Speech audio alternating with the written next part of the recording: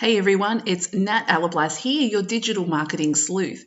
And in this tutorial, I'm going to show you how to create a Pinterest pin using Canva. I'm going to share with you an example of a pin that I'm creating for my website, and you'll be able to see step by step what I do when I am creating a pin. Now, the first thing to do before you start making your pin is you need to actually have an idea of what keywords you need to use in your pin. So Pinterest is a search engine, which means that, Pinterest has robots and, bots that come and check all the images and all the pins that are on Pinterest, and it can't actually tell what's in an image, similar to how a Google search engine bot can't check what's in an image. So you need to give the bots clues as to what is in your image and what is in your pin. So these are the keywords that you need to use to actually, put it out there and say to Pinterest, this is what my pin is about. Please show my pin to people when they're searching for these keywords. So I do have another tutorial video showing you how to do keyword research on Pinterest. So I'm not going to go through that with you now, but I will say that for this particular pin that I'm creating, which is to do with on-page SEO tips, I've already done the keyword research. So I've typed in on-page SEO here, and these are the keywords that have come up. And I've gone through and selected a number of keywords that I'd like to target, namely checklist, tips, search engine, website, and Google. So I've just made a note of these keywords, and I'm going to now go into Canva and show you how I create that pin. So when you go into Canva, you can actually see that there are already templates here that Canva has. Most of these templates, the majority of them are the correct size. I do believe that there's a couple where they're not actually accurate, but for Pinterest, it is correct. So here is the Pinterest graphic template. If you open that up, I've already got it open over here. And so we've got a blank Pinterest pin over here ready for you to create. So when you first open the Pinterest pin, it will already come up with these layouts over here on the left. There's some templates that you can use. Some of them are free. The majority of them you do need to pay for. So you can scroll through here and just see if there are any relevant to whatever it is that you're creating a pin about. I had a look through for myself and I couldn't find anything that I really liked. So what I've done is I've uploaded my own image, which I'm going to use.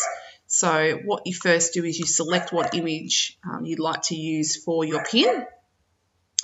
And yes, that's my dog barking in the background again. Good morning, Pungo. How are you today? And I'm just going to make this image larger.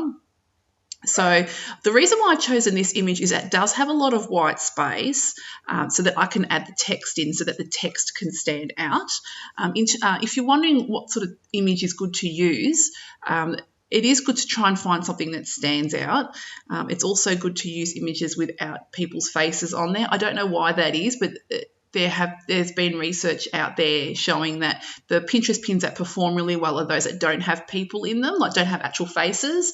Maybe it's to do with, bias or something like that. But images that don't have faces do better. The colours red tend to do better. Probably because it stands out. Now, I don't have red on here, but I'm going to add some text on there to make it stand out. What I suggest, every niche is different, so you can't just say because this is what the research has shown, it should be done for everybody. So I would play around and create a Pinterest pin, and then after I'd give it at least 4 to 5 months, have a look at your data and see how the pin has performed. If it hasn't performed well, create a second pin and make it entirely different to the first one, and then just compare. So you're sort of split testing to see what works better in your niche, and you may find one that works better than another. So I'm going to create 2 quickly. So here's one that I've got now with the image. I'm going to now add some text, and the text is going to basically explain what this blog post is about. So on page SEO tips for beginners.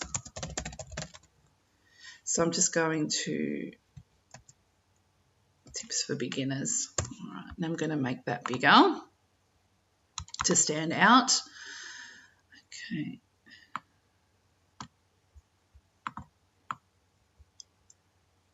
On page SEO tips for beginners, and I usually like to add my website at the bottom of the pin so that if this image ends up somewhere on Google or wherever, people can find where I am. and who I am. So natalaplace.com.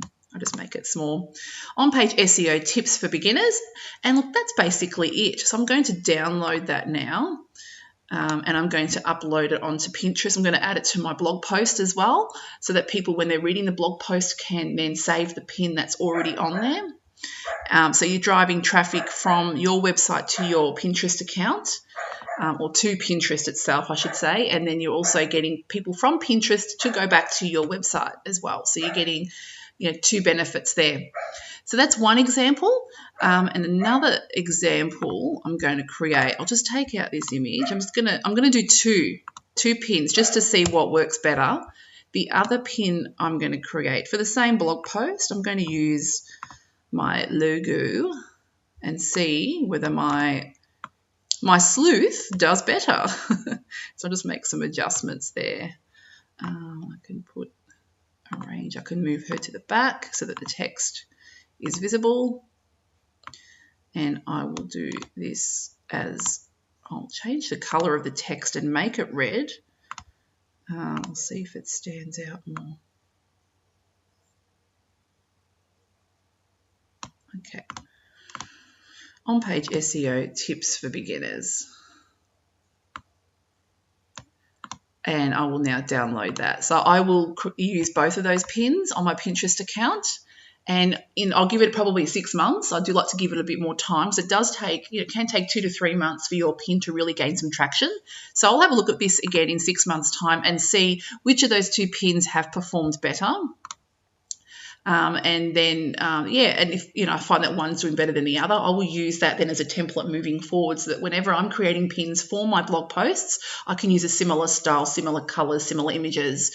So that, in a nutshell, is how to create a simple Pinterest pin using Canva. I hope that you found this tutorial useful, and until next time, bye for now.